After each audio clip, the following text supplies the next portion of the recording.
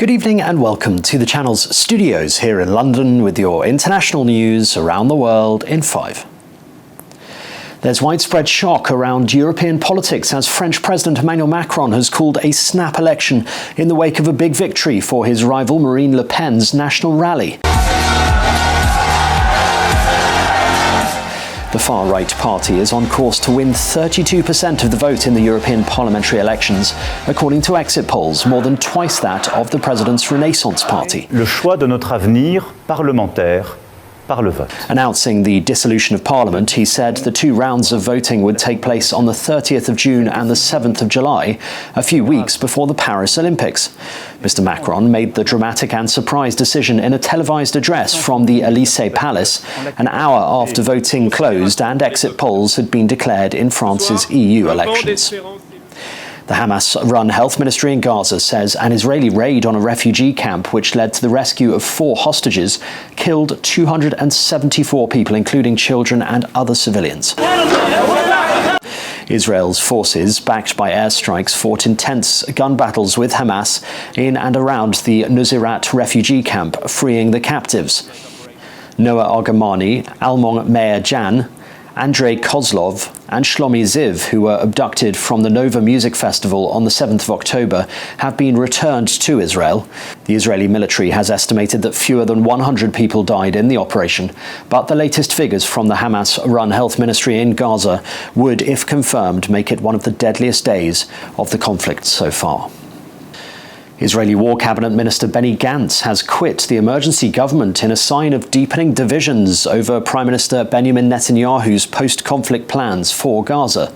Speaking during a news conference in Tel Aviv on Sunday, where he announced his resignation, Mr. Gantz said the decision was made with a heavy heart. Considered by some to be a potential challenger for power in Israel, Mr. Gantz called on Mr. Netanyahu to set a date for elections. Mr. Netanyahu responded with a post on X, saying, "Benny, this is not the time to quit the campaign, this is the time to join forces." Antony Blinken will return to Israel and the wider Middle East region for the 8th time since the latest hostilities broke out following Hamas's 7th of October attacks. The US Secretary of State will be in Egypt and Israel and has 2 main goals: to increase pressure on the warring parties to come to a ceasefire deal and to ensure that the war does not spread further in the region, particularly in Lebanon.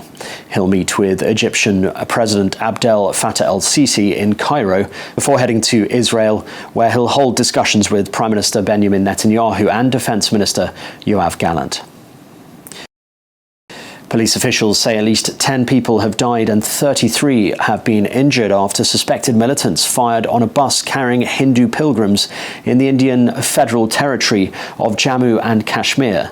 The driver lost control, causing the bus to plunge into a gorge in Raisi district of Jammu. While rescue operations have concluded, a search operation by the Indian Army and police is underway to track down the attackers. Officials said Prime Minister Narendra Modi had taken stock of the situation and asked for the best medical care to be provided to the injured. Doctors at one of the last functioning hospitals in the besieged Sudanese city of El Fasher say they have been forced to close down the facility after it was attacked. The hospital has been supported by the medical charity Médecins Sans Frontières, which had described it as the only one left in El Fasher where injured civilians could receive treatment.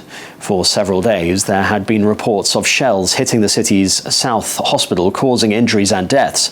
But now eyewitnesses say fighters from the paramilitary Rapid Support Forces have entered the facility, claiming they opened fire, looted drugs and medical equipment. And the moment a rodeo bull jumped over an arena fence in Oregon in the United States has been caught on camera. The animal was set for the final ride of the night when it decided to bolt and jump the arena fence. 3 people were injured in the ensuing chaos. The bull has since been recaptured.